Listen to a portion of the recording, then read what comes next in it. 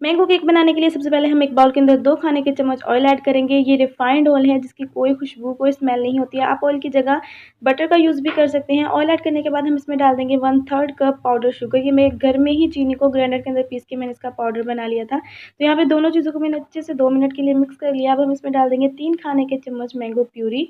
तो mango puree को भी मैंने घर में ही तैयार किया है, तो इस मैंगो प्यूरी को भी हम अच्छे से इसके अंदर मिक्स कर लेंगे। यहाँ पे हमने मैंगो प्यूरी को अच्छे से मिक्स कर लिया है इसके अंदर। अब हम इसके अंदर ड्राई इंग्रीडिएंट्स ऐड करेंगे, तो उसके लिए हम सबसे पहले इसके ऊपर छन्नी रखेंगे क्योंकि हमने इनको छानना है। छानना बहुत ज़रूरी है, तो इसके अंदर हम डाल देंगे 3/4 कप मैदा और 1 खाने का चम्मच हम इसमें डालेंगे मैंगो कस्टर्ड। ये इसके फ्लेवर को एनहांस करेगा, इसके अंदर मैंगो का रिच फ्लेवर लेकर आएगा।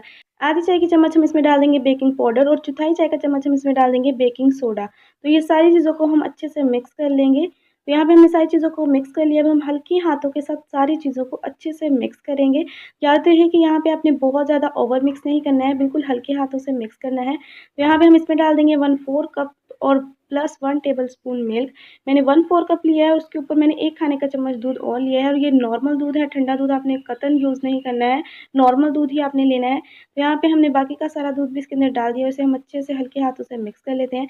सारे बैटर को हमने अच्छे से मिक्स कर लिया और आप इसकी कंसिस्टेंसी देख सकते हैं। बिल्कुल रिबन कंसिस्टेंसी होनी चाहिए केक के बैटर की। और यहाँ पे अब हम इसको डाल देते हैं फ्राई पैन के अंदर। फ्राई पैन को मैंने अच्छे से ऑयल से ग्रीस करके बटर पेपर लगा दिया था। तो ये आपने पहले करके रख लेना है क्योंकि केक का बैटर बनते ही आपने फ़ौरन इसके अंदर इसको ट्रांसफ़र कर देना है। तो यहाँ पे हमने सारा जो बैटर है केक का वो इसके अंदर डाल दिया है। इसको हम हल्का-सा टैप करेंगे ताकि इसके अंदर के जो बबल हैं वो निकल जाएँ।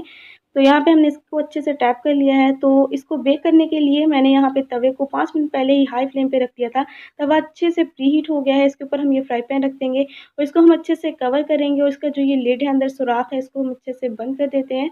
और आप चाहें तो इसके ऊपर कपड़ा रख दें ताकि स्टीम जो है वो इसकी बाहर ना निकले और 20 मिनट के लिए हम इसे लो फ्लेम पर इसी तरह बेक होने देते हैं।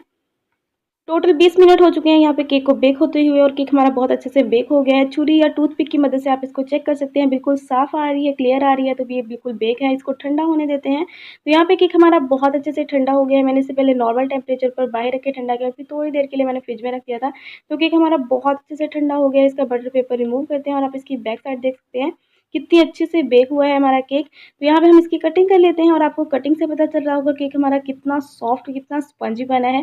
तो आप भी इस केक की रेसिपी को घर में ज़रूर ट्राई कीजिएगा। आई होप आप लोगों ने आज की रेसिपी को एंजॉय किया होगा। थोड़ा-सा भी एंजॉय किया है तो फटाफट से लाइक कर दें, मेरे चैनल को सब्सक्राइब कर दें, बेल आइकन के साथ। मिलते हैं नेक्स्ट ऐसी ही मज़ेदार सी यूनिक सी रेसिपी के साथ। तब तक के लिए अल्लाह हाफ़िज़।